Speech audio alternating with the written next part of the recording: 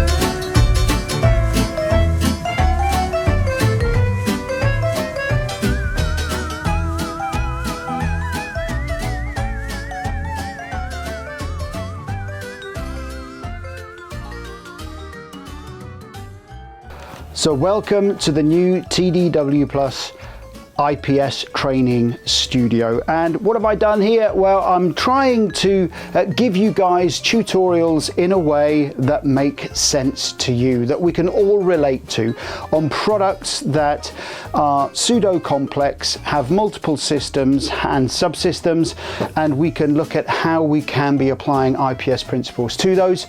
Behind me I have tools, consumables, spares, and we can look at how we codify, how we use them, how we put them into our tech docs, etc, etc. So exciting times ahead for TDW members. Hope you enjoyed that. Just a short one. This actually came about because one of you has asked me for a tutorial which I'm going to create using the mic mobile here, and yeah, this is something that I've been wanting to do for a very long time, and we've finally done it.